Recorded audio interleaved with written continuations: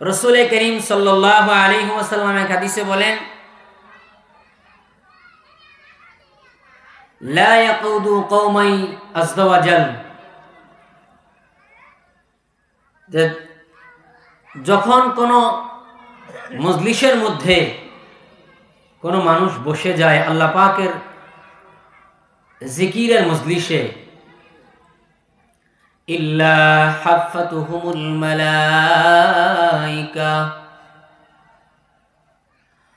ওয়া গাশিয়াতুহুমুর রাহমা ওয়া নাযালাত আলাইহিমুস সাকিনা ওয়া যাকারাহুমুল্লাহু ফী মান ইনদাহ। নবীজি বলেন, যেখানে আল্লাহ পাক রব্বুল আলামিনের জিকির হয়, যেখানে আল্লাহ পাকের জিকিরের মজলিস কায়েম হয়, এখানে আল্লাহর কোন গোলাম যদি বসে যায়, ইল্লা হাফাতুহুমুল মালাইকা, আল্লাহ তাআলার রহমতের ফেরেশতারা তাদেরকে বেষ্টন করে নেয়। ও গাশিয়াতুহুমুর রাহমা, আল্লাহ পাকের রহমত তাদের সামিয়ানা হয়ে যায়। ওয়া নাযালাত আলাইহিমুস সাকিনা, আল্লাহ রাব্বুল আলামিন সাকিনা নামক বিশেষ রহমত রব্বুল আলামিনের জিকিরের মজলিসে বসনেওয়ালাদের উপরে অজস্র ধারায় নাজিল করে। এই সাকিনার এক ব্যাখ্যায় মুহাদ্দিসিনে কেরাম বলেছেন, এই মজলিসে বসার পরে মানুষ যখন চলে যায়, তাদের আত্মার মধ্যে এক প্রকার প্রশান্তি নিয়ে চলে যায়, জান্নাতি এক শান্তি নিয়ে বান্দা গুনাহমুক্ত অবস্থায় এখান থেকে উঠে যায়। ওয়া যাকারাহুমুল্লাহু ফী মান ইনদাহ।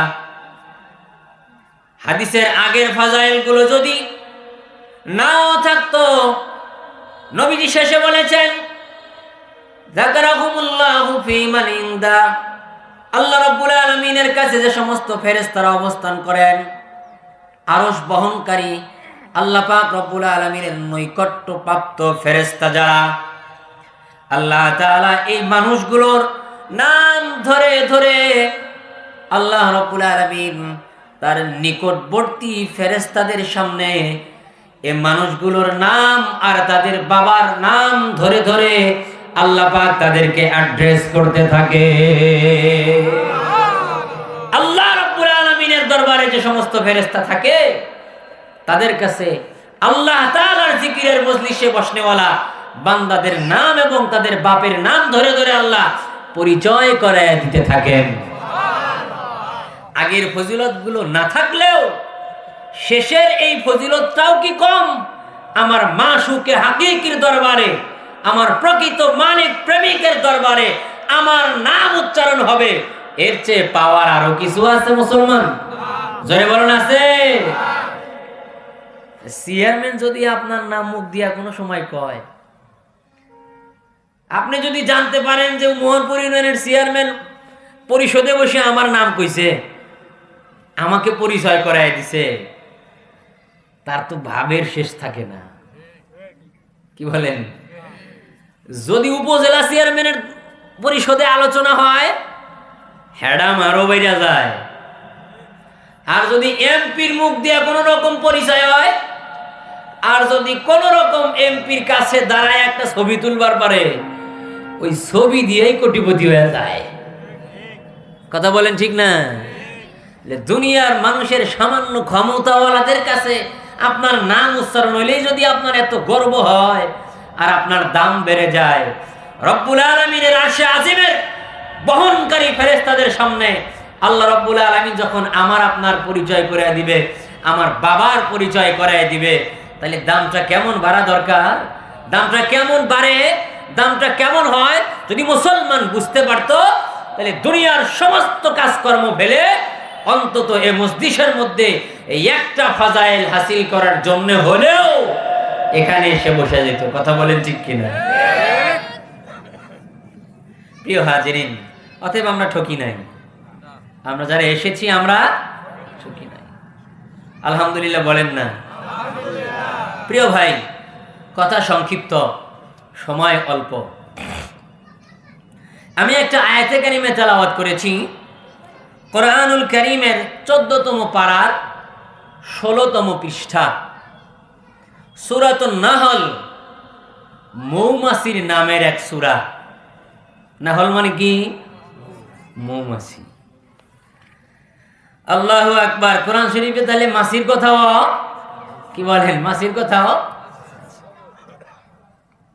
কাফেররা তো এই জন্যই নবীজিকে বলতো, এ কেমন কিতাব নিয়ে আইলো মুহাম্মদ, যে কিতাবের মধ্যে মশা মাছির কথাও। আল্লাহ বলে, দেখো শুধু মশা মাছি নয়, এই কিতাবের মধ্যে মাকড়সার কথাও আছে। কিসের কথা? বলে জিকিতাবের মধ্যে কিসের কথা আছে? মাকড়সার কথাও আছে। বলে আল্লাহ তাআলা নিম্ন পর্যায়ের জিনিসকে নিম্ন পর্যায়ের জিনিস দিয়ে উদাহরণ দিয়ে বুঝাইয়া দিচ্ছেন। মাকড়সার মধ্যে আল্লাহ তাআলা সূরা মাকড়সা, আনকাবুত একটা সূরা আছে। আনকাবুত মানে কি? মাকড়সা। বলেন কি? বলে এটা দিয়ে আল্লাহ তাআলা বুঝাইয়া দিয়েছেন, দেখো যে সুন্দর করে মাকড়সা ঘরবাড়ি তৈরি করে, যে সুন্দর করে একেবারে কারুকার্যপূর্ণ ঘর তৈরি করে মাকড়সা, এবং ওইখানে ফাঁদ টাত পাইতে মশা ধরে ধরে খায়, আরো মনে মনে চিন্তা করে যে এটা আমার আসল বাড়ি, এটা আমার কোনো দিন নষ্ট হবে না, আমার খাবার দাবারেরও কোনো অভাব হবে না, একবারে পজিশন মতো একটা জাল আমি ফিট করে দিছি, মশা ঘরে ঢুকলেই এই জালে বাঁচবে। দরজা বা জানালার সামনে সুন্দর করে বানাইছে, বানায় সে স্বপ্ন দেখতেছে, আরামে জায়গা একটা নিয়ে ওখানে সে বসে আছে, আর মশা মাছি আটকে আর সে ধরে ধরে খায়। আর সে চিন্তা করে যে আমার সে সুখী আর ক্ষমতাবান দুনিয়াতে আর কেউ। আল্লাহ বলে, দেখো আমার গোলামেরা, তোমরা যারা দুনিয়াকে আসল বাড়ি মনে করছো, আর তোমার দুনিয়ার সামান্য ক্ষমতা আর প্রভাব প্রতিপত্তিকে যারা যথেষ্ট মনে করে আরামে বসে বসে আছো আর চিন্তা করছো ফাঁদ একটা পেতে দিয়েছি, আসতেই হবে আমার কাছে, টাকা না দিয়া উপায় নাই, এমন মানুষ আছে না নাই? বলেন আছে না নাই? যারা এরকম মনে করছেন তাদের ব্যাপারে আল্লাহ রাব্বুল আলামিন আনকাবুতের উদাহরণ দিয়ে বুঝিয়ে দিয়েছেন। বলে দেখো এ মাকড়সার জালের তেমন কোনো মূল্য নাই, যত মূল্যবান সে জালকে মনে করে। একটু পরেই যখন ঘরওয়ালি এসে ঝাড়ু হাতে নিয়ে ঘরটা পরিষ্কার করার জন্য আলতো করে বাড়ি দেয়, বুদ্ধিমানেরা আপনারা বলেন এত শখের মাকড়সার বাড়ি থাকে না মুহূর্তের মধ্যে ধ্বংস হয়ে যায়? আল্লাহ রাব্বুল আলামিন বলেন, দেখো হে দুনিয়াদারেরা, তোমাদের দুনিয়ারে জিন্দেগি, দুনিয়ারে ভোগবিলাস, দুনিয়ারে বড় বড় অট্টালিকা, এগুলো সব কাল আনকাবুত, মাকড়সার জালের মতো। উদাহরণ ঠিক আছে তো? আল্লাহর উদাহরণ ঠিক আছে তো? বলে দুনিয়ার মূল্য মাকড়সার জালের মতো। বলেন কিসের মতো? বলে ঘরানির এক ঝাড়ুর বাড়িতে, ঝাঁটার বাড়িতে যখন এটা ধ্বংস হয়ে যায়, এই দুনিয়াটাও ঠিক তদ্রূপ। আল্লাহ তাআলা বলেন আজরাইল যখন এসে ধরবে, আজরাইল ধরার আগেও তো মাঝে মাঝে মানুষই ধরে। কথা বলেন ঠিক না?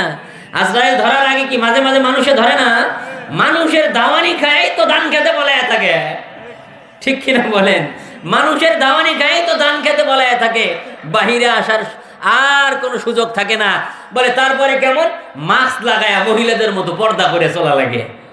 কথা বলেন ঠিক না? বলে আজরাইল ধরার আগেই তো মাঝে মাঝে ধরা খায়, আর আজরাইল ধরলে তো কোনো কথাই। প্রিয় ভাইয়েরা, আমি সেদিকে যাচ্ছি না। মাছির সূরা, মৌমাছির সূরা, সূরা নাহল, আয়াত নাম্বার 90, সকলের পরিচিত একটা সূরা আয়াত। এই সূরার সকলের পরিচিত মুখস্থ একটা আয়াত আমি তেলাওয়াত করেছি। আল্লাহ রাব্বুল আলামিন এখানে বান্দাকে 3টা আদেশ করেছেন, 3 জিনিস থেকে নিষেধ করেছেন।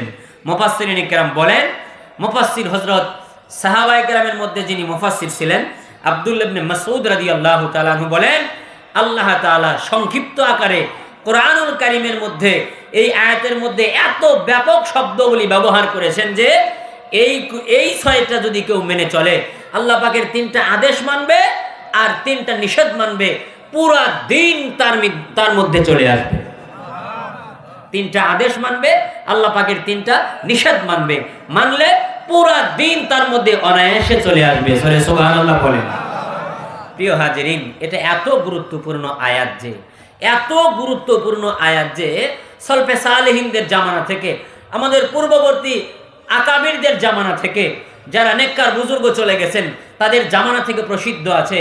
প্রত্যেক জুমা এবং ঈদের নামাজের শেষের খুতবায় খতিব সাহেবরা এই আয়াতটা পড়ে থাকেন। ইন্নাল্লাহা ইয়ামুরু বিল আদলি ওয়াল ইহসান ওয়া ইতাই যিল কুরবা ওয়া ইয়ানহা আনিল ফাহশাই ওয়াল মুনকার ইয়াইযুকুম লাআল্লাকুম তাযাক্কারুন। শুনছেন নি আপনারা? আয়াত শুনছেন তো? একেবারে কমন একটা এত গুরুত্বপূর্ণ আয়াত যে সলফে সালেহিনদের জামানা থেকে আজ পর্যন্ত ঈদের খুতবার মধ্যে এবং প্রত্যেক জুমার খুতবার মধ্যে আমাদের বুজুর্গানে দিন খুতবার শেষের দিকে এই আয়াত তেলাওয়াত করে। অত্যন্ত গুরুত্বপূর্ণ এক আয়াতে কারিমা। রাসূল সাল্লাল্লাহু আলাইহি সাল্লাম আগত যারা নতুন মুসলমান হওয়ার জন্য আসতেন, হুজুর সাল্লাল্লাহু আলাইহি সাল্লাম তাদেরকে এই আয়াত তার কণ্ঠে তেলাওয়াত করে শোনায় দিতেন।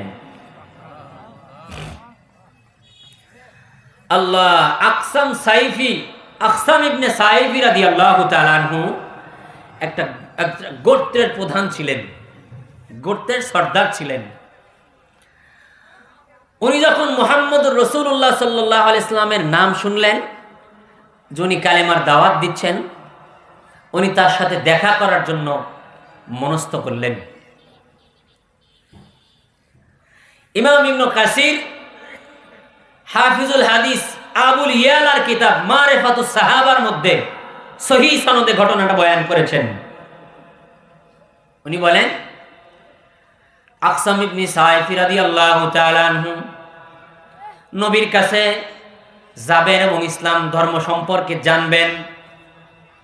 যখন তিনি প্রস্তুতি গ্রহণ করেন, এমন মুহূর্তে সমাজের আরো যারা প্রধান ছিল, গোত্রের আরো যারা প্রধান ছিল, তারা বলল, আপনি তো আমাদের লিডার, আপনি তো আমাদের গোত্রের নেতা, আপনার একাকী যাওয়া প্রথমেই ঠিক হবে না, বরং আপনি যদি আমাদেরকে পরামর্শ দেন, আমরা আপনার প্রতিনিধি হয়ে দুইজন দূত মুহাম্মাদের কাছে যাব, তার পরিচয় জানব, সে নিজেকে কি দাবি করে আর কি প্রচার করে, আমরা এটা শুনে আসবো, তারপরে আপনাকে জানাবো। এরপরে যদি আপনার কাছে সমীচীন হয় আপনি যাবেন, যদি যুক্তিযুক্ত না হয় আপনার যাওয়ার প্রয়োজন নাই। পরামর্শটা ভালো লেগেছে আকসাম রাদিয়াল্লাহু তাআলা আনহু। উনি বললেন, ঠিক আছে, আমার পক্ষ থেকে তোমরা দুইজন যাও, গিয়ে মুহাম্মদ সম্পর্কে খোঁজ খবর নিয়ে আসো। আকসাম ইবনে সাইফি রাদিয়াল্লাহু তাআলা আনহু দুইজন দূতকে রাসূলুল্লাহ সাল্লাল্লাহু আলাইহি ওয়াসাল্লামের কাছে প্রেরণ করলেন। দুইজন দূত নবীর কাছে পৌঁছে গেলেন।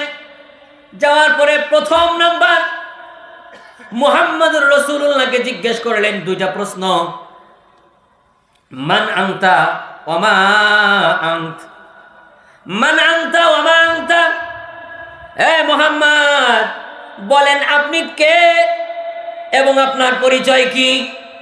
মান আনতা ওয়া মা আনতা, আপনি কে এবং আপনি কি, আপনার পরিচয়টা আমাদের কাছে ওপেন করেন, আমাদের কাছে খুলে বলেন আপনার পরিচয় কি।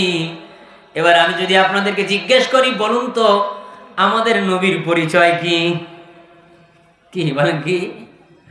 নবীজি, আমরা তো অনেককে অনেক কিছু মনে করি নবীজিকে, ঠিক আছে না? অনেক আমাদের ধারণা অনুযায়ী অনেক কিছু মনে করি। নবীজি আসলে অনেক কিছু।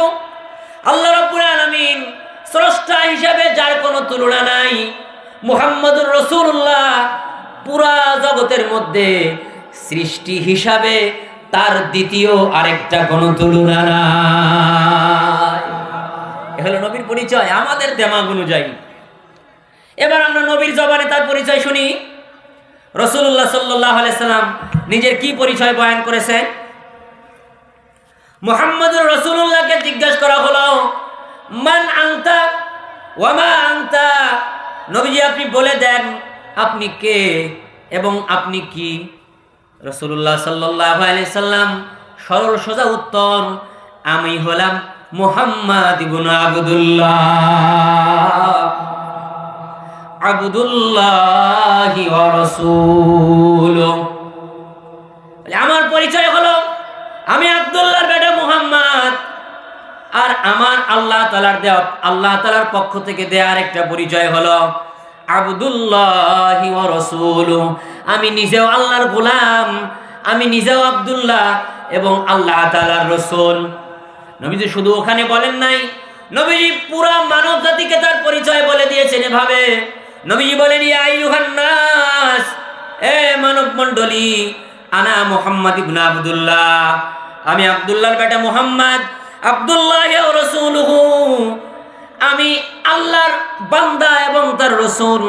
ওয়াল্লাহি, কসম খোদার, ওয়াল্লাহি আল্লাহর কসম, মা উহিব্বু আন তারফাউ ফাওকা মানজিলাতিল্লাতি আনজালানি আল্লাহু আযজা ওয়া জাল, আমি এটা পছন্দ করি না যে আমাকে কেউ আল্লাহর দেওয়া পরিচয়ের বাহিরে আরো কোনো পরিচয় দিবে। শুনে রাখো এ মানব মণ্ডলী, আমি আব্দুল্লাহর বেটা মুহাম্মদ, আমি নিজেও আল্লাহর গোলাম এবং তার রাসূল। আমি এটা পছন্দ করি না যে আল্লাহ রাব্বুল আলামিন আমাকে যে পরিচয় দিয়েছেন, আমাকে যে মঞ্জিল দান করেছেন, আমাকে যে মাকামে নিয়ে গেছেন আল্লাহ তাআলা, এর বাহিরে যদি কেউ আমাকে পৌঁছাতে চায়, বিশ্বাস করো হে জগৎবাসী, মা উহিব্বু, আমি এটা পছন্দ করি না সে আমাকে আল্লাহ তাআলার পরিচয় ভিন্ন অন্য কোনো পরিচয় অ্যাড্রেস করলো, আমি তাকেও পছন্দ করি না। মুহাম্মদুর রাসূলুল্লাহ জবান থেকে সরল সোজা কথা। নবীজি বলেন, মা উহিব্বু, আমি পছন্দ করি না। আল্লাহর নবী বলেন, আনতার ফাউনি ফাওকা মুনজিলাতিল্লাতি আনজালানি আল্লাহু আযজা ওয়া জাল, আল্লাহ আমাকে যে মঞ্জিল দান করেছেন, যে জায়গা দান করেছেন, এর বাহিরে আমি কোনো পরিচয় পেতে চাই না। লা তুতরুনি, নবী অন্য হাদিসে বলেন, লা তুতরুনি কামা আতরাতান নাসারা ইবনু মারইয়াম, এ পৃথিবীর মানুষেরা শোনো, আমাকে ওই জায়গায় নিয়ে যাইও না, আমাকে ওইভাবে তোমরা পরিচিত করো না যেভাবে খ্রিস্টানেরা ঈসা ইবনে মরিয়মের সাথে করেছিল। ঈসা ইবনে মরিয়মকে বলছে আল্লাহর পুত্র, কোন কোন জায়গায় বলছে ঈসা ইবনে মরিয়মই আল্লাহ, কোন জায়গায় বলছে এটা হলো ঈসা আলাইহিস সালাম নিজেই আল্লাহর পুত্র, কোন জায়গায় বলছে উনিই আল্লাহ, কোন জায়গায় ঈশ্বর কইছে ওনাকেই, আবার কোন জায়গায় ওনাকে বলছে ঈশ্বরের পুত্র। নবীজি বলেন, আমাকে এইভাবে তোমরা পরিচিত করো না, বরং আমার পরিচয় কি? নবীজি এই হাদিসেও একই কথা বলেছেন। নবীজি সাল্লাল্লাহু আলাইহি সাল্লাম বলেন, ফাইন্নামা আনা আব্দুল্লাহি ওয়া রাসূলুহু, বরং শুনে রাখো আমার পরিচয় হলো আমার মামুলি পরিচয়, আমার সাধারণ পরিচয়। নবীজি বলেন, ফাইন্নামা আনা আবদুহু ওয়া রাসূলুহু, এ পৃথিবীর মানুষেরা শোনো, আমার পরিচয় হলো আমি আল্লাহর গোলাম এবং তার রাসূল। নবীজির পরিচয় কি? নবীজি বলেন, আমি আল্লাহর গোলাম এবং তার রাসূল। ফাকুলু, অতএব তোমরা বলো, আমাকে অন্য কিছু বলার দরকার নাই। ফাকুলু আব্দুল্লাহি ওয়া রাসূলুহু, এজন্যই তো আমরা কালিমায়ে শাহাদাতের মধ্যে পড়ি, ওয়া আশহাদু আন্না মুহাম্মাদান আবদুহু ওয়া রাসূলুহু। কথা বলে ঠিক না? আমরা কালিমায়ে শাহাদাতের মধ্যে এতটুকুই তো পড়ি নাকি? এর চেয়ে অতিরিক্ত কোনো কথা আছে? যারা বলুন আছে। বরং রাসূলুল্লাহ সাল্লাল্লাহু আলাইহি ওয়াসাল্লামের প্রিয় সহধর্মিণী আমাদের আম্মা জান খাদিজাতুল কুবরা রাদিয়াল্লাহু তাআলা আনহা যখন ইন্তেকাল করেন, নবীজির চাচা, যিনি তাকে সবচেয়ে বেশি আদর করেছেন, ভালোবেসেছেন, কাফের মুশরিকদের থেকে নিজের পাখার তলে আগলে রেখেছেন, আবু তালেব ইন্তেকাল করলো। নবীজি বিমর্ষ হয়ে গেলেন, পেরেশান হয়ে গেলেন। নবীজি বলেন, এই জামানাটা আমার জন্য বড় কষ্টের ছিল। বাহিরে যিনি আমাকে সাহস জোগাতেন আমার চাচা আবু তালিব মারা গেছে, ঘরে যিনি আমাকে সাহস দিতেন আমার বিবি খাদিজাতুল কুবরা মারা গেছেন। এই সময়টা ছিল আমার জন্য সবচাইতে বেশি কষ্টের। আমুল হুজন, শোকের বছর, কষ্টের বছর নাম দিয়েছিলেন মুহাম্মদুর রাসূলুল্লাহ। আল্লাহ রাব্বুল আলামিন বলেন, হে জিবরাইল যাও আমার নবীর গোমরা মুখ দেখলে আমি আল্লাহ আমার কুদরতি অন্তর সহ্য হয় না। বলো আমার নবী কি কাজ করলে আমার নবী খুশি হবে? আমি ওই কাজ করতে আমি আল্লাহ আমার নবীর সাথে রাজি আছি।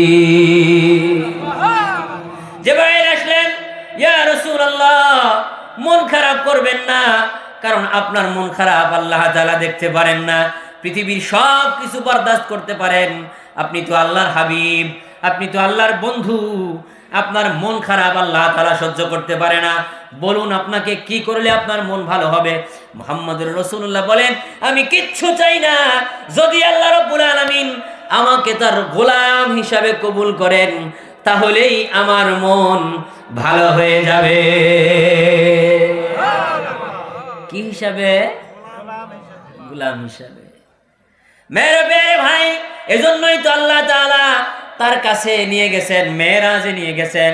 মেরাজের আলোচনার শুরুতেই আল্লাহ তাআলা বলেছেন, সুবহানাল্লাযী আসরা বিআবদিহি। আবদিহি, আল্লাহর নবীকে আল্লাহ তাআলা গোলাম হিসেবে কবুল করে নিছে। প্রিয় ভাইয়েরা, পৃথিবীর কোন নবী ততক্ষণ পর্যন্ত নবী হতে পারে নাই যতক্ষণ পর্যন্ত না আগে আল্লাহর গোলাম হয়েছে। শুনে রাখেন, কান খুলে রেকর্ড করেন, লিখে রাখেন, বড় টাকাওয়ালা হওয়ার চেয়ে, বড় ধনী হওয়ার চেয়ে, বড় ক্ষমতাওয়ালা হওয়ার চেয়ে, বড় মৌলানা হওয়ার চেয়ে, মুফতি সাহেব হওয়ার চেয়ে সবচেয়ে দামি লকব আল্লাহ তাআলার কাছে যদি আপনি আল্লাহর গোলাম হয়ে দুনিয়া থেকে যেতে পারেন।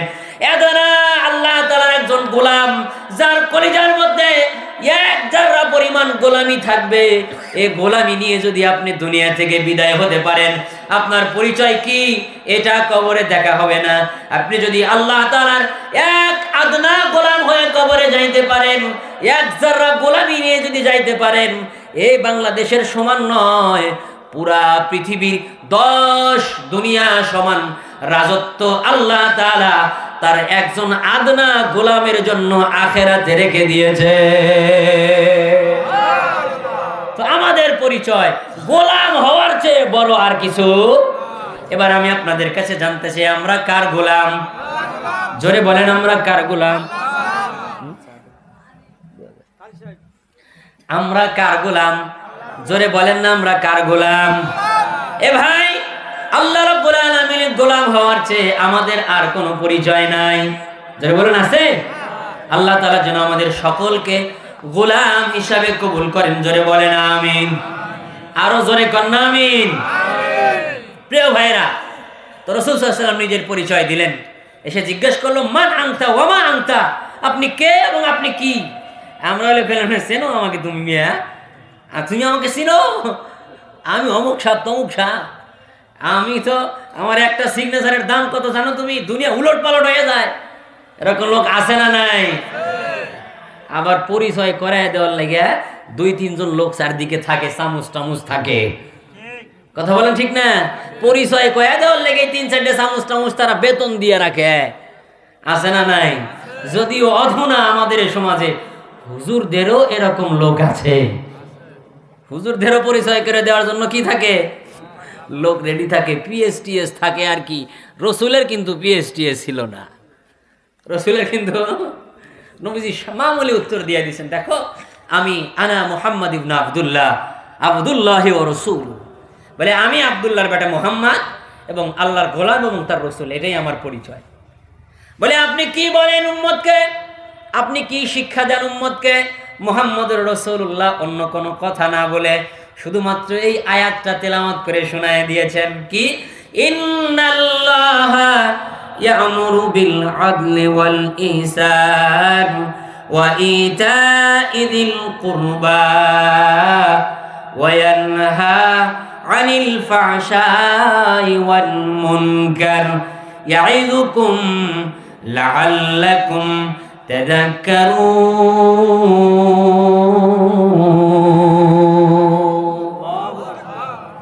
নবীজি এতটুকু শোনাই দিচ্ছেন, ব্যাস কাজ হয়ে গেছে। কি আয়াতের মধ্যে বলা হয়েছে? রব্বুল আলামিন বলেন, ইন্নাল্লাহা, নিশ্চয়ই আল্লাহ তাআলা, ইয়ামুরুকুম, তোমাদেরকে আদেশ করেন, তোমাদেরকে হুকুম করেন, বিল আদল, তোমরা ইনসাফ প্রতিষ্ঠা করবে, তোমরা ন্যায় বিচার করবে, তোমরা আদল করবে, তোমরা ইনসাফ প্রতিষ্ঠা করবে, ওয়াল ইহসান এবং ইহসান প্রতিষ্ঠা করবে, তোমরা মানুষের সাথে সদ্ব্যবহার করবে। এরপরে আল্লাহ তাআলা বলেন ওয়া ইতাইযিল কুরবা, আত্মীয়দের সাথে ভালো ব্যবহার করবে। হুকুম করেছেন তিনটা, ইন্নাল্লাহা ইয়া'মুরুকুম বিল আদল, আল্লাহ তাআলা তোমাদেরকে ইনসাফের হুকুম করেন, সুন্দর ব্যবহারের হুকুম করেন। আল্লাহ তাআলা বলেন ওয়া ইতাইযিল কুরবা, নিকট আত্মীয়দের সাথে ভালো ব্যবহার করার হুকুম করেন।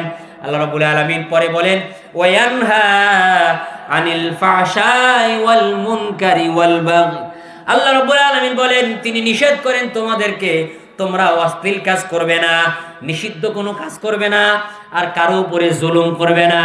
এই মাত্র তিনটা আদেশ আর তিনটা নিষেধ। আল্লাহ রাব্বুল আলামিন বলেন ইয়াইজুকুম, আল্লাহ তোমাদেরকে ওয়াজ করতেছেন। কে ওয়াজ করেন? জোরে বলেন, কে ওয়াজ করেন? আমরা তো আল্লাহর ওয়াজের নাকেল, আল্লাহর ওয়াজ নকল করে আপনাদেরকে শোনাই। প্রকৃত ওয়াজ করনে वाला কে? জোরে বলেন না কে? প্রকৃত ওয়াজ করনে वाला আল্লাহ। আমরা আল্লাহর ওয়াজ নকল করে আপনাদেরকে শোনাই। যারা কোরআন সুন্নাহ থেকে বলে তারা আল্লাহর ওয়াজ নকল করে আপনাদের শোনায়। প্রকৃত ওয়াজ হলো কার? জোরে বলেন কার? আল্লাহ সুবহানাহু ওয়া তাআলা। ইয়াইযুকুম লাআল্লাকুম তাযাক্কারুন, রব্বুল আলামিন বলেন আল্লাহ তাআলা তোমাদেরকে ওয়াজ করেন যাতে করে তোমরা উপদেশ গ্রহণ করো। প্রিয় ভাইয়েরা, এবার তার দুধ যে গোত্রে থেকে পাঠানো হয়েছিল, তারা আকসাম ইবনে সাইফির দুধগুলো পেয়ে গেল তাদের গোত্রে। তাদের প্রতিনিধিকে বলল আমরা মুহাম্মদকে দুইটা প্রশ্ন করেছিলাম। এক নম্বর প্রশ্ন ছিল মান আনতা, আপনি কে? সে সরল সোজা উত্তর দিয়েছে আনা মুহাম্মদ ইবনে আব্দুল্লাহ, আমি আব্দুল্লাহর বেটা মুহাম্মদ। দ্বিতীয় প্রশ্ন করেছিলাম আপনি কি? তখন সে বলেছে আব্দুল্লাহি ওয়া রাসূলু, আমি আল্লাহর বান্দা এবং রাসূল। বলে আর কোনো কথা বলেছে? তখন তারা এই আয়াতের কথাটা বলার পরে আকসাম ইবনে সাইফ রাদিয়াল্লাহু তাআলা আনহু বলেন বোঝা হয়ে গেছে আমার, শুনে রাখো এ আমার গোত্রের লোকেরা, তোমরা তাড়াতাড়ি সকলে এখন এই মুহূর্তে মুহাম্মদ যা শিক্ষা দেয় সদল বলে আমি সহ সবাই চলো যাই মুহাম্মাদের দরবারে গিয়ে মুহাম্মাদের কালেমা পড়ে তার দ্বীনের মধ্যে দাখিল হয়ে যায়।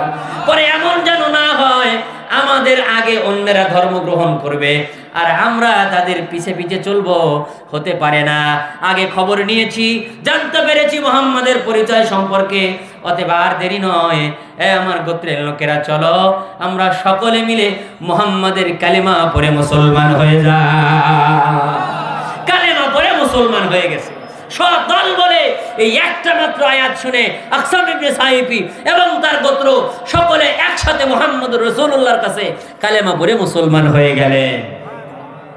প্রিয় ভাইরা, এটা এত দামি আয়াত, এত দামি আয়াত যে ওলীদ ইবনে মুগীরা রাসূলকে অনেক বেশি কষ্ট দিয়েছেন। অনেক বড় বাগ্মী ছিলেন, বক্তা ছিলেন, অনেক বড় বাগ্মী ছিলেন, কবি ছিলেন। ওনার কবিতার উপরে আরবের কোন কবি তৈরি হয় নাই, লিখতে পারে নাই। এই লোক একদিন মুহাম্মদুর রাসূলুল্লাহর কাছে গেছে নবীজিকে পরীক্ষা করার জন্য। হুজুর সাল্লাল্লাহু আলাইহি সাল্লাম কায়দা করে এই আয়াতটা তেলাওয়াত করে শোনায় দিছে। সুবহানাল্লাহ কর না। এই আয়াতটা তেলাওয়াত করে নবীজি শোনায় দিছে। শোনার পরে উনি যেহেতু আরবি ভাষার বড় একজন পণ্ডিত ছিলেন, কবি ছিলেন, উনি ফিরে গেছেন। যাওয়ার পরে কুরাইশদেরকে সব এক জায়গায় করে উনি বক্তব্য দিচ্ছেন। বক্তব্যের মধ্যে কি কয় জানেন? বক্তব্য অনেক কিছু দেওয়ার পরে উনি শুধু এতটুকু বলছেন, আল্লাহে, আল্লাহর কসম, ইন্না লাহু লা হালাওয়াতুন, মুহাম্মদ যা বলে এর মধ্যে একটা মাধুর্য আছে যা আরবীয় কবিতার মধ্যে নাই। সুবহানাল্লাহ কইবেন না?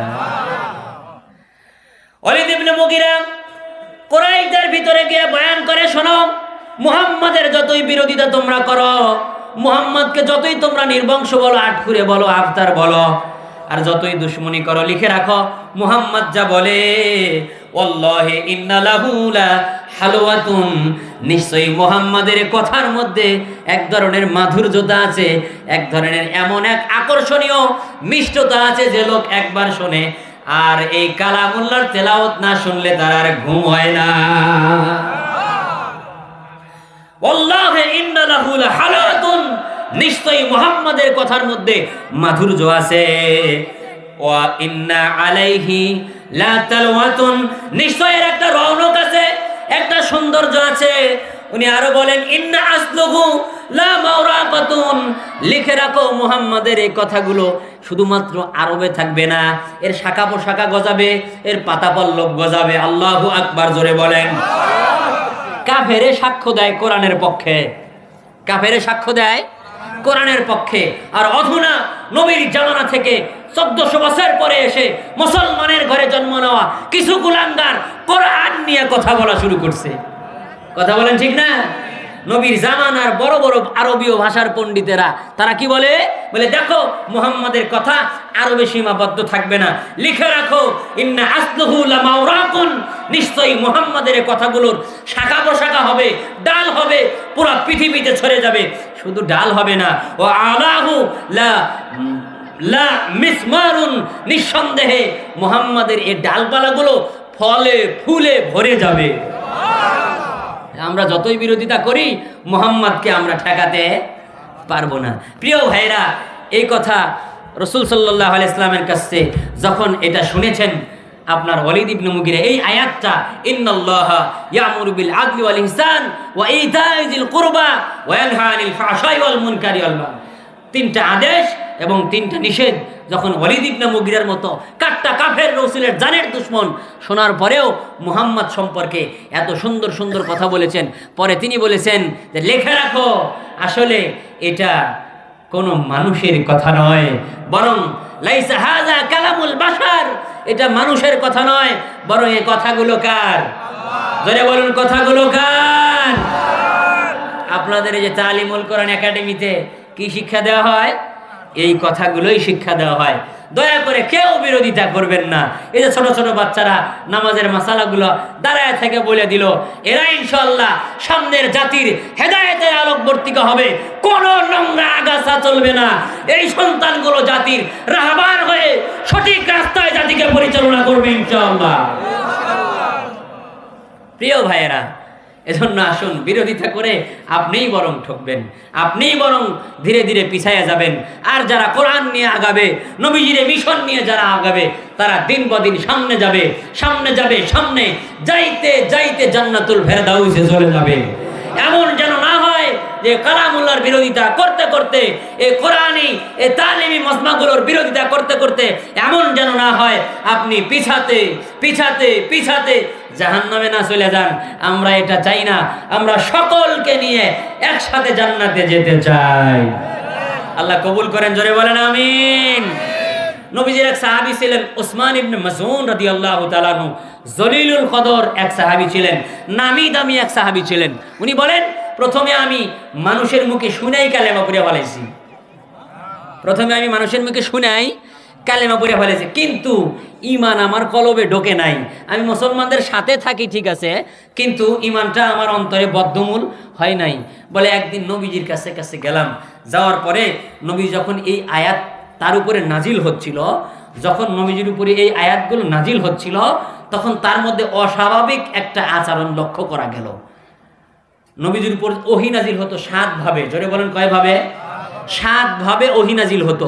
কখনো সালসালাতিল জারাস, ঘন্টার ধ্বনির মতো আওয়াজ হতো, কোনো সময় মৌমাছির মতো আওয়াজ হতো, কোনো সময় জিবরাইল নিজের সূরাতে আসছেন, কোনো সময় মানুষের সূরাতে আসছেন, আবার কোনো সময় উপর থেকে আওয়াজ করেছেন, আবার কোনো সময় স্বপ্নের মাধ্যমে নবীজিকে জানায়া দেওয়া হয়েছে। সুবহানাল্লাহ বলেন। আবার কোনো সময় সরাসরি নবীজির উপরে নাজিল হয়েছে। আম্মাজান আয়েশা রাদিয়াল্লাহু তাআলা আনহা বলেন যে প্রচন্ড শীতের মধ্যে রাসূল সাল্লাল্লাহু আলাইহি ওয়াসাল্লামের উপর যখন ওহী নাজিল হতো, হুজুর সাল্লাল্লাহু আলাইহি ওয়াসাল্লামের মাথা থেকে পা পর্যন্ত ঘেমে টপ টপ করে ঘাম ঝরতে থাকতো। মানে এত কঠিন ছিল কালামুল্লাহর নাজিল। বলে একদিন রাসূল সাল্লাল্লাহু আলাইহি ওয়াসাল্লাম উটের উপরে বসা ছিলেন, এই অবস্থায় আয়াত নাজিল হচ্ছে, এত আয়াতের ভারে রাসূল সাল্লাল্লাহু আলাইহি ওয়াসাল্লাম ঘেমে গেছেন এবং উটটা মাটিতে বসে পড়েছে। যখন ওহী নাজিল হতো এরকম অবস্থা হতো। উসমান ইবনে মাসউদ রাদিয়াল্লাহু তাআলা আনহু বলেন, রাসূল সাল্লাল্লাহু আলাইহি ওয়াসাল্লাম এর উপরে আমি ওই মজলিসে ছিলাম, যখন নবীজির উপর মনে হলো ওহী নাজিল হচ্ছে, নবীজির মধ্যে অস্বাভাবিক ভাব চলে আসলো। নবীজি ওহী নাজিলের সময় এত বেশি বেকার আর বেসাইন হয়ে যাইতেন যে মাঝে মাঝে আয়েশা রাদিয়াল্লাহু তাআলা আনহা বলেন, আমাকে এসে জিজ্ঞেস করতো, মান আনতি, আপনি কে? বলে আনা বিনতে আবু বকর, আমি আবু বকরের মেয়ে। বলে মান আবু বকর, আবু বকর কে? সুবহানাল্লাহ বলেন না। কেন নবীজিকে আয়েশাকে চেনে না, আবু বকরকে চেনে না? বলে ওহী নাজিলটা এত কষ্টদায়ক ছিল যে হুজুর সাল্লাল্লাহু আলাইহি ওয়াসাল্লাম মাঝে মাঝে এরকম অবস্থা হয়ে যেত। সে যাই হোক, হুজুর সাল্লাল্লাহু উপরে ওহী নাজিল হচ্ছিল। ওসমান ইবনে মাযউন রাদিয়াল্লাহু তাআলা আনহু বলেন, আমি দেখতে পাইলাম নবীজির মধ্যে অস্বাভাবিক অবস্থা দূর হওয়ার পরে নবীজি এই আয়াতটা আমাদেরকে তেলাওয়াত করে শোনায় দিলেন। এই আয়াতটা তেলাওয়াত করে শোনানোর পরেই, এই আয়াতের মর্মার্থ বুঝে আসার পরেই ঈমানটা আমার কলবের মধ্যে বদ্ধমূল হয়ে গেল। প্রিয় ভাইরা, তাহলে বোঝা গেল আয়াতটা অত্যন্ত দামি। আল্লাহ কি বলেছেন? ইয়ামুরু বিল আদল। প্রথম আল্লাহ তাআলা আদেশ করেছেন, তোমরা ইনসাফ প্রতিষ্ঠা করো, যার যার হক তাকে সমান সমান দিয়ে যাও। আপনি যখন বাবা, সন্তানের কিছু হক আছে, সন্তানের কিছু অধিকার আছে। সন্তান বাবার থেকে কিছু হক পায়, বাবা সন্তান থেকে কিছু হক পায়, স্বামী স্ত্রী থেকে কিছু হক পায়, স্ত্রী স্বামী থেকে কিছু হক পায়। জোরে বলেন, পায় না? পায় না? ঠিক তেমনি ওস্তাদ ছাত্র থেকে হক পায়, আবার ছাত্র ওস্তাদ থেকে হক পায় কিনা? জোরে বলেন। প্রিয় ভাইয়েরা, এর আদল হলো যার যার হক তাকে সমানভাবে পৌঁছায় দেওয়া। আপনার হক আপনি আদায় করবেন যথার্থ, কাউকে দিয়ে দেবেন অধিকার যথার্থ, যা পাবে তা দিয়ে দেবেন, আপনি যা পাবেন তা নিয়ে নেবেন। জুলুম হবে না কারোর উপরে, অন্যায়ভাবে আপনি জুলুম করতে পারবেন না। আপনি হক যথাযথ আদায় করবেন। এজন্যই তো আমাদের দেশের বিচারালয়গুলোকে বলা হয় আদালত। বলেন, কি বলে? আরবি শব্দ। এটাকে বিচার বিভাগকে কি বলা হয়? আদালত। আদালত শব্দের অর্থ বুঝি আমরা যেখানে কেস কাছারি হয়, ঠিক কিনা বলেন? হ্যাঁ, কেস কাছারি হতেই পারে, কারোর বিরুদ্ধে কারোর নালিশ থাকতেই পারে, কিন্তু যেখানে ইনসাফের সাথে ন্যায় বিচার করা হয় এটাকে আদালত বলা হয়। কিন্তু আমাদের দেশীয় প্রচলিত আইনগুলোতে যারা উকিল, মুখতার, ব্যারিস্টার এবং যারা বিচারক হন, জাস্টিস হন, চিফ জাস্টিস হন, তারা কি মোটেও ন্যায় বিচার করে? জোরে বলুন, করে? প্রিয় ভাইরা, এই জন্য আদল প্রতিষ্ঠা করতে হবে, ইহসান প্রতিষ্ঠা করতে হবে। অনেক আল্লাহ সুবহানাহু ওয়া তাআলা বলেন তোমরা ন্যায় বিচার প্রতিষ্ঠা করো। কিন্তু আমার ভাইরা বলেন যে আমাদের রাষ্ট্রের এই বিচারালয়গুলোতে কি ন্যায় বিচার আছে? জোরে বলুন, আছে? সমাজের মধ্যে বুঝি আছে? স্ত্রী স্বামীর মধ্যে আছে, বাবা মায়ের মধ্যে আছে, বাবা সন্তানের মধ্যে আছে, ছাত্র ওস্তাদের মধ্যে আছে। যেখানে ইনসাফ থাকবে না, নিশ্চিত লেখা রাখেন সেখানেই অশান্তি হবে। যদি আপনি শান্তি চান, আল্লাহ পাকের প্রথম আদেশ ইনসাফ প্রতিষ্ঠা করতে হবে। আমি কারো থেকে যে জিনিস পাবো সেটা পাওনা বুঝাই দিতে হবে। আমার থেকে যা পাবে তাকে পাওনা বুঝাই দিতে হবে। যদি ওস্তাদ ছাত্রের পাওনা বুঝাইয়া দেয়, ছাত্র ওস্তাদের পাওনা বুঝিয়ে দেয়, তাহলে সমস্যা হবে না, অশান্তি হবে না, শান্তির সাথে চলবে। স্বামী যদি স্ত্রীর হক বুঝিয়ে দেয়, স্ত্রী স্বামীর হক বুঝিয়ে দেয়, লিখে রাখেন প্রিয় ভাইয়েরা, এ সংসারে কখনো অশান্তি। রাষ্ট্রের প্রতি জনগণের কিছু দায়িত্ব আছে, জনগণের প্রতি রাষ্ট্রের কিছু দায়িত্ব আছে। প্রিয় ভাইয়েরা, যদি রাষ্ট্র জনগণের দায়িত্ব দিয়ে দেয় আর যদি জনগণ রাষ্ট্রের দায়িত্ব পালন করে, লিখে রাখেন এই সমাজের মধ্যে, এই রাষ্ট্রের মধ্যে আসমান থেকে শান্তির ধারা বর্ষিত হবে। যদি রাষ্ট্র জনগণকে পাওনা না দিয়ে দেয় আর যদি জনগণ সরকারকে, যদি রাষ্ট্রকে যদি পাওনা না দিয়ে দেয়, ইনসাফ প্রতিষ্ঠা না করে, ভাইরা আমার, রাস্তাঘাট যতই সুন্দর হোক না কেন, বিদ্যুতে পুরো এলাকা আলোকিত হোক না কেন, লিখে রাখেন, রেকর্ড করে রাখেন, প্রচার করেন। প্রিয় ভাইরা, যদি ইনসাফ প্রতিষ্ঠা না হয় এ সমাজে, এ রাষ্ট্রে কখনো কোনোদিনও কোনোভাবেই শান্তি আশা করা যায় না। রাষ্ট্রের কাছ থেকে জনগণের প্রথম পাওনা হলো, রাষ্ট্রের কাছ থেকে জনগণের প্রথম পাওনা হলো সকলের খাদ্য নিশ্চিত করতে হবে। যারা অভাব অনাটনে আছে তাদেরকে খাবার তাদের ঘরে, রাষ্ট্রের দায়িত্ব হলো তাদের ঘরে খাবার পৌঁছিয়ে দেবে। এটা রাষ্ট্রের দায়িত্ব। অন্যের দায়িত্ব, খাদ্যের দায়িত্ব। যারা অনাহারী, যারা অভাবী, তাদের ঘরে রাষ্ট্র নিজের দায়িত্বে খাবার পৌঁছায় দিবে, দেয়। টিসিবির পণ্য কারা পায়? জোরে বলেন কারা পায়? যাদের ঘরে খাবারের অভাব নাই, যাদের ঘরে খাবারের অভাব নাই, সরকারের দেওয়া খাবারগুলো তারাই আগে পায়। আর যারা সব সময় অভাবী, যাদের ঘরে খাবারই নাই, তারা পাই না। অতিরিক্ত কইলাম মনে হয়? রাগ করেন না তো আপনারা? প্রিয় ভাইয়েরা, প্রথম নাম্বার, রাষ্ট্র জনগণের যে দায়িত্ব পালন করবে সেটা হলো তাদের ঘরে খাবার পৌঁছাই দিবে, অভাবীদের ঘরে খাবার পৌঁছিয়ে দিবে। ফারুকে আজম উমারে ফারুক রাদিয়াল্লাহু তাআলা আনহু ছদ্মবেশে প্রজাদের অবস্থা দেখার জন্য মাঝে মাঝে বের হইতেন।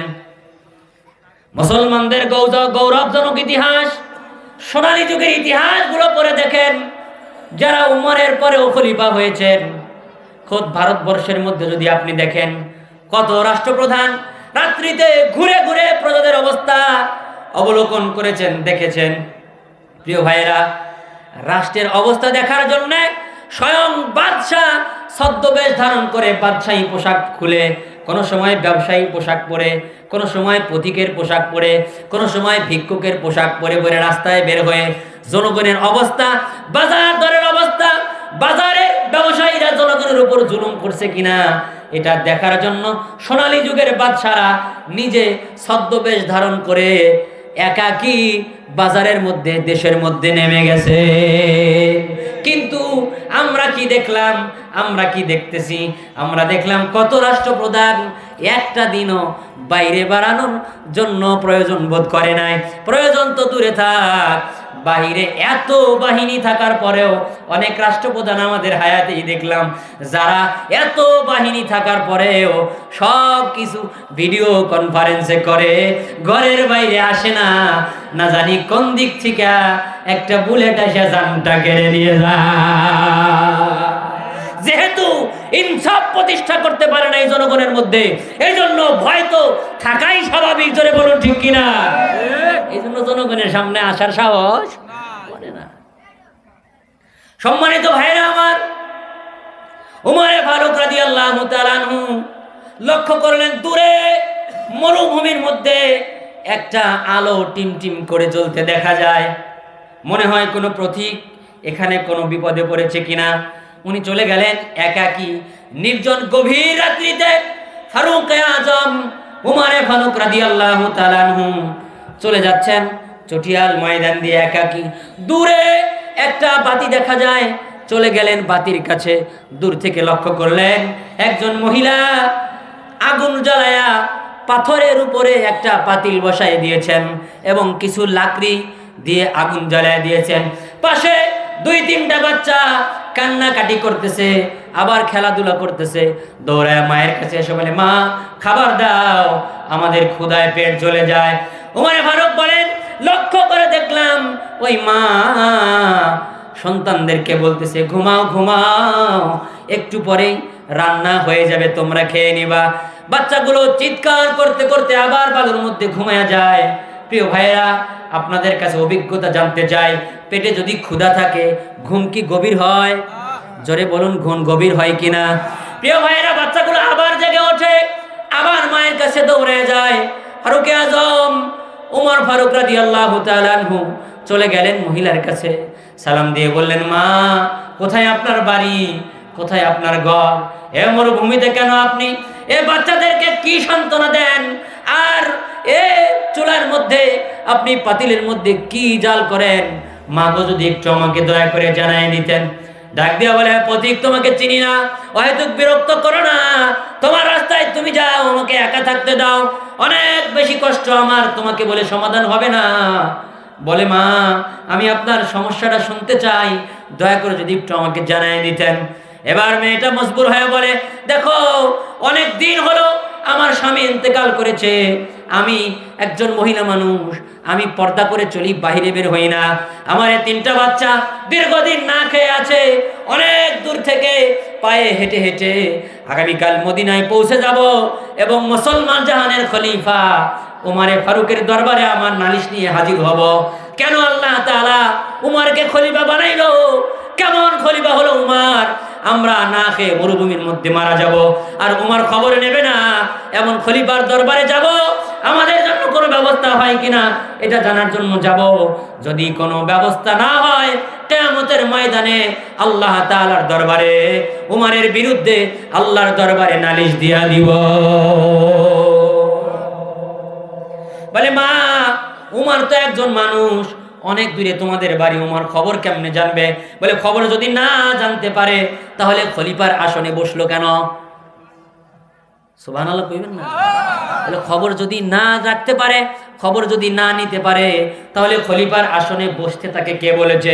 খলিফার আসনে বসার যোগ্যতা তার যে লোকটা জনগণের সমস্ত খবর তার কাছে থাকবে। এজন্যই তো উমর বলেছেন, এই আমার মন্ত্রী পরিষদ শোনো, ফোরাত নদীর তীরেও যদি একটা কুকুর না খেয়ে মারা যায়, কিয়ামতের দিন উমরকে আল্লাহ তাআলার দরবারে দাঁড়াতে হবে। সাবধান, উমরের রাজ্যে যেন একটা কুকুরও না খেয়ে মারা যায়। প্রিয় ভাইরা, এটা হলো ইনসাফের কথা। আপনার বাড়ির পোষা বিড়ালটাও যেন না খেয়ে মারা যায়।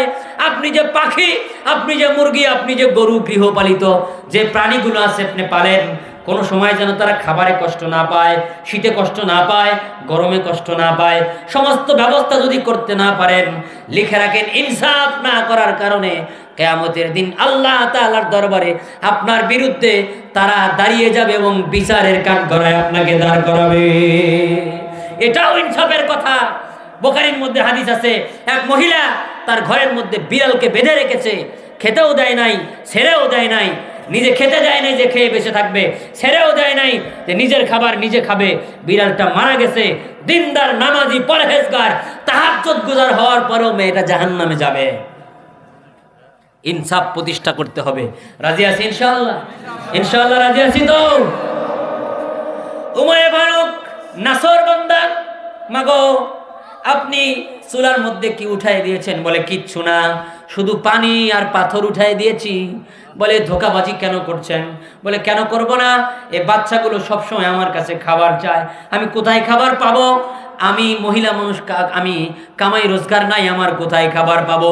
সান্ত্বনা দেওয়ার জন্য পানি উঠাই দিয়েছি আর পাথর আমি পানির মধ্যে ছেড়ে দিয়েছি। উমর রে, আমার আশা যদি আল্লাহ তাআলা পাথরকে গলায়া খাবারের কোনো ব্যবস্থা করে দেয়, এই আশা। আর আমার সন্তানগুলো মিথ্যা আশা বুকের মধ্যে বেঁধে নিয়ে বারবার ঘুমায় আর ক্ষুধার কষ্টে বারবার জেগে ওঠে যে হয়তো আমার মা আমাদেরকে খাবার দেবে, এজন্য বারবার জেগে ওঠে, তারা আমার কাছে খাবার চায়। এবার উমর রাদিয়াল্লাহু তাআলা বলে, মা একটু দাঁড়ান, দেখি আমি আপনার জন্য কিছু করতে পারি কিনা। অনেক দূর দৌড়াতে দৌড়াতে রাত্রির শেষ প্রহর হয়ে গেছেন। উমর চলে গেছেন মদিনায়। মদিনা থেকে নিজে খাজানচিখানায় চাবি নিয়ে নিজে আপনার গোডাউনে ঢুকে পড়েছেন। এক বস্তা আটা নিয়েছেন, ঘি নিয়েছেন, এরপরে আরো সামগ্রী নিয়েছেন, নিয়ে নিজে কাঁধে করে মরুভূমির মধ্যে দৌড়ায়। যারা প্রহরী ছিল, যারা খাদেমা ছিল, দৌড়ে এসে বলে, জাহাপানা এটা আমাদের হাতে তুলে দেন, আমিরুল মুমিনিন এটা আমরা নিয়ে যাই। বলে না, কেউ আমার সাথে আসবে না, কেউ আমার সাথে আসবে না। কিয়ামতের দিন উমরের বোঝা উমরকে বহন করতে হবে, অতএব উমরের দায়িত্ব উমরকে পালন করে দাও। এমন খলিফা দুনিয়াতে আরো বুঝি ছিল? এই মুসলমানের আওয়াজে বলেন, আরো কেউ ছিল? এখনো আছে কেউ? জোরে বলুন, আছে কেউ? যারা বলতো মদিনার সনদ অনুযায়ী রাষ্ট্র চলবে, এটা ছিল মুখের কথা, কারণ তারা ধর্ম নিয়ে আমাদের সাথে তামাশা করেছে, আমাদেরকে শুনিয়েছে যে মদিনার সনদ অনুযায়ী রাষ্ট্র চলবে, তাহাজ্জুদ পড়েছে, কিন্তু আমাদের ঘরে খাবার দিতে পারে নাই। পেঁয়াজের দাম বেশি হইলে বলছে পেঁয়াজ ছাড়া খাও, গোস্তের দাম বেশি হইলে বলে গোস্ত না খায় কাঁঠাল খাও। যখন আপনার বেগুনের দাম বেড়ে গেছে তখন আমাদেরকে সান্ত্বনা দেওয়া হয়েছে আমাদের সংসার থেকে, বলে দেখো বেগুন খাওয়ার দরকার নাই, মিষ্টি কুমড়া দিয়েও বেগুনি খাওয়া যায়। খেজুরের দাম বেড়ে গেছে তখন আমাদেরকে শোনানো হয়েছে খেজুর না খায় বড়ই খাও। কথা বলেন ঠিক কিনা? যেহেতু খাবার ঘরে পৌঁছাতে পারে নাই, এ বলি তো আমাদেরকে শোনাবেই। আজকে যখন পাকিস্তান থেকে আমাদের জন্য আলু আসছে, আমাদের থেকে যখন পেঁয়াজ এসেছে, আমাদের জন্য যখন খেজুর এসেছে, তখন তাদেরই দোসরদের গা জ্বালা শুরু হয়ে গেছে। পাকিস্তানি জাহাজ আসবে কে? পাকিস্তানি জাহাজ আসবে কে? এর মধ্যে অস্ত্র শস্ত্র আনবার পারে না। তোমাদের ওই অভ্যাস আছে তো, এই জন্য এটা মনে করো তোমরা। কথা বলেন ঠিক কিনা? প্রিয় ভাইয়েরা, এদিকে যাচ্ছি না আমি। ওমর ফারুক রাদিয়াল্লাহু তাআলা আনহু এবার আপনার বহন করে নিজে নিয়ে গেলেন। নিয়ে গিয়ে বললেন, মা নাও, এটা হাতে নাও, ও পানি ফেলে দাও, পাথর ফেলে দাও, রুটি তৈরি করো, ঘি দিয়ে রুটি ছাকো, তোমার সন্তানদেরকে খেতে দাও, তোমার সন্তানরা আরামে একটু ঘুমায় যায়। প্রিয় ভাইয়েরা, উমর রাদিয়াল্লাহু তাআলা আনহু দাঁড়ায় থাকলেন, নিজের হাতে খামিরা বানালেন, মাকে সহযোগিতা করলেন, নিজের কোলে বসে খাওয়ালেন। খাওয়ানোর পরে চলে যাচ্ছিলেন, ফজরের আজান দিবে, এখন তাকে হেরেমে ফিরতে হবে।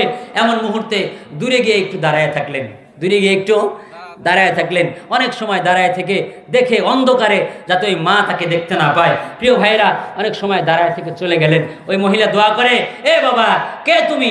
তোমাকে তো আমি চিনি না, আল্লাহ উমরকে খলিফা না বানায়া তোমাকে বানালেই ভালো হইতো। উমর তোমাকে খলিফা, উমরকে না বানায় তোমাকে বানালেই ভালো হইতো। উমর রাদিয়াল্লাহু তাআলার পরিচয় জিজ্ঞেস করে, বাবা তোমার পরিচয়টা বলে যাও। বলে, না মা, পরিচয় এখন বলবো না, আগামীকাল খলিফার দরবারে দেখা হবে ইনশাআল্লাহ।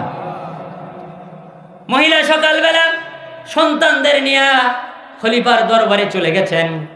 যাওয়ার পরে উমর রাদিয়াল্লাহু তাআলা আগে এলান করে রাখছেন, এমন চেহারার যদি কোনো মহিলা দরবারে আসে, সাবধান, মহিলাকে ঠেকাইবা না, মহিলাকে বিনা পারমিশনে আমার দরবারে ঢুকতে দিবা। মহিলা দরবারে আসছেন। আসার পরে একবার রাত্রির ঘটনার দিকে খেয়াল করে চিন্তা করে, এই যুবক রাত্রিতে যাকে দেখলাম খলিফার আসনে তো তাকেই মনে হচ্ছে। খলিফার আসনে এত সুন্দর শোভা ছিল না, খলিফার আসন ছিল খেজুর পাতার চাটাই। কি জোরে বলেন, কি খেজুর পাতার চাটাই। প্রিয় ভাইরা, মেয়েটা মিলাতে পারে না, রাত্রিতে যাকে দেখলাম এটা কি উমর নাকি, আর এখন যাকে দেখি এইটাকে, তাহলে ওইটা যদি উমর হয় এইটা যদি উমর হয় তাহলে ওইটাকে।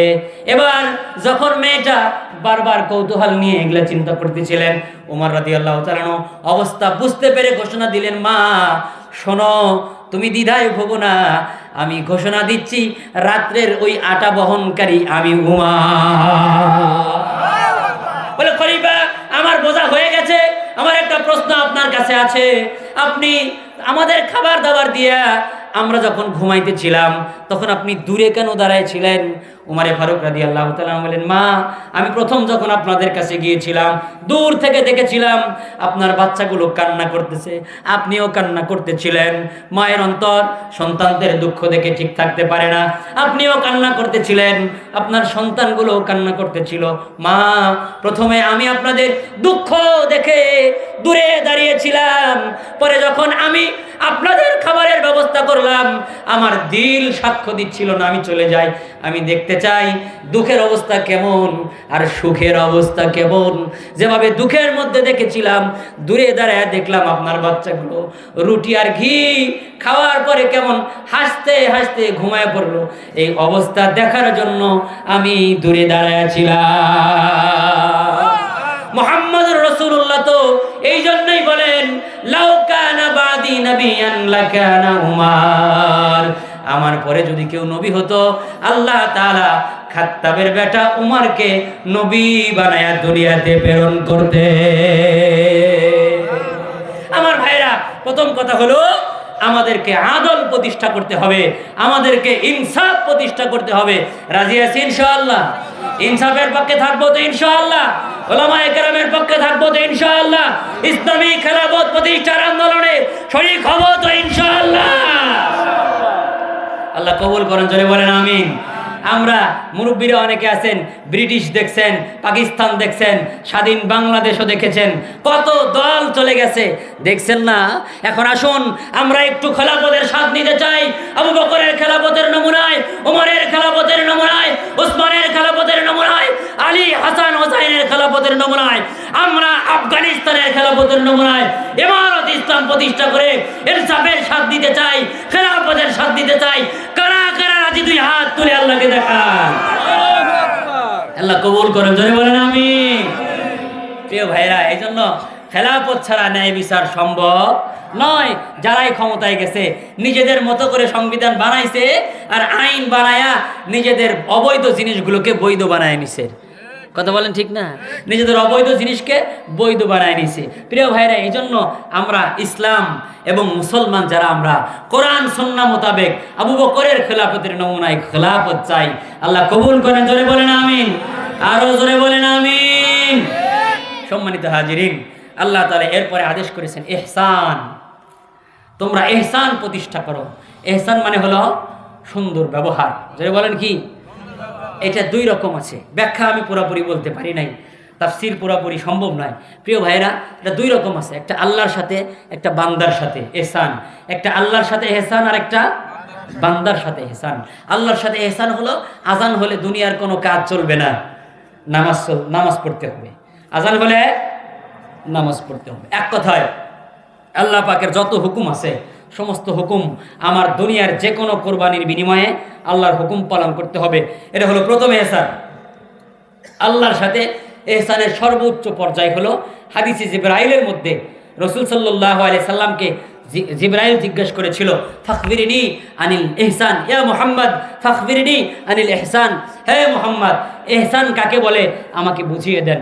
রাসূল তখন বলেছিলেন, আনতা আবুদাল্লাহা কাআন্নাকা তারা, বলে আল্লাহর সাথে ইহসান বলে ওই জিনিসকে যখন তুমি আল্লাহ তাআলার ইবাদত করবে তুমি মনে করো আল্লাহকে দেখে দেখে তুমি ইবাদত করছো।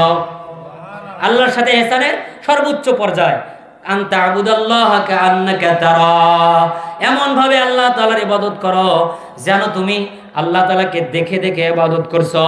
দ্বিতীয় নাম্বার হলো ফাইন লাম তাকুন তারাহু ফাইন্নাহু ইয়ারাক। নবী বলেন, যদি তুমি আল্লাহকে দেখতে না পাও অন্তত এতটুকু তো ধারণা করো যে আল্লাহ তোমাকে দেখছেন। আমি যদি আল্লাহ না দেখি, আল্লাহ আমাকে দেখেন না? জোরে বলুন, দেখেন না? ওই যে মনে হয় মরহুম পীর সাহেব বলতেন, এক অন্ধ আদালতে দাঁড়াইছে, কাঠগড়ায় দাঁড়াইছে। আদালতে যারা অপরাধী দাঁড়ায় তারা কি সিনা টান করে দাঁড়ায় না মাথা নিচে করে দাঁড়ায়? কেন? অপরাধী এই জন্যে। অন্ধ দাঁড়াইছে কিন্তু মাথা নিচে করে, অন্ধ দাঁড়াইছে মাথা নিচা করে। জিজ্ঞেস করছেন, অন্ধ সবাই তো জজ সাহেবকে দেখতে পায়, দরবারে যত লোক আছে সবাইকে দেখতে পায়, এজন্য শরমে মাথা নিচা করে, শরমে মাথা নিচা করে দাঁড়ায়। তো তুমি তো কাউকে দেখতে পাও না, তুমি তো অন্ধ, তুমি মাথা নিচা করে দাঁড়াও কে? অন্ধ কয়, আমি দেখতে না পাইলে কি হবে, জজ তো আমাকে দেখতে পায়। কথা বলেন ঠিক না? বলে জজ তো আমাকে দেখতে পায়, এই জন্য মাথা নিচা করে দাঁড়াই। প্রিয় হাজিরিন, আমি যদি আল্লাহ তাআলাকে দেখতে নাও পাই, আল্লাহ তাআলা আমাকে দেখতে পান না? জোরে বলুন, পান না? এই জন্য আল্লাহ তাআলার সাথে ইহসান হলো সর্বদা আল্লাহর সামনে মাথাটা নিচে থাকবে, সর্বদা আল্লাহর সামনে মাথা নিচে থাকবে। কোনো সময় যেন অহংকার না আসে, কোনো সময় যেন বরত্ব না আসে। টাকা দেন কে? ক্ষমতা দেন কে? সিনায় নেন কে? সুন্দর চেহারা কে দিয়েছেন? আমাকে পুরুষ কে বানিয়েছেন? নারী কে বানিয়েছেন? সন্তান কে দিয়েছেন? মেয়ে সন্তান কে দিয়েছেন? কে দেন? কে দেন? সবকিছুর মালিক কে? অতএব সবসময় মাথা নিচে থাকতে হবে। আমার অক্সিজেনের ব্যবস্থা কে করেন? আলোর ব্যবস্থা কে করেন? রাত্রিকে আরামের জন্য কে দিয়েছেন? দিনকে আমার কামাই রোজগারের জন্য কে দিয়েছেন? মাঠে ঘাটে ফল ফসল কে ফলাইয়া দেন? জোরে বলেন, কে? আল্লাহ তাআলা ফলাইয়া দেন। গরুর পেটের ভিতর থেকে মিমবাইনি ফারসি ওয়াদাম, গোবর এবং রক্তের মাঝখান থেকে সাদা দুধ কে বের করেন? জোরে বলেন, কে বের করেন? আল্লাহু আকবার। দেখছেন একবার চিন্তা করে? আল্লাহ বলেন, দেখো বান্দা, এই সাদা দুধ আমি বের করছি কোথা থেকে জানো? মিমবাইনি ফারসি ওয়াদাম, গোবর এবং রক্তের মাঝখান থেকে। দুধ কোথা থেকে আসে? গরুর ভিতর থেকে, পেটে থেকে না, কিন্তু পেটে থেকে না, খালি গোবর এবং রক্তের মাঝখান থেকে। গোবরের কোনো গন্ধ আছে? আছে নাকি? একটুও আছে? রক্তের কোনো রং আছে? এটা কে করেছেন? দুনিয়ার মানুষ করলে এত সুন্দর হইতো? লাবানান খালিসা, আল্লাহ বলে ভেজাল, একেবারে নির্ভেজাল দুধ। আল্লাহ কি কয়? নির্ভেজাল দুধ। আর আমরা ভেজাল দিই, ঠিক কিনা বলেন?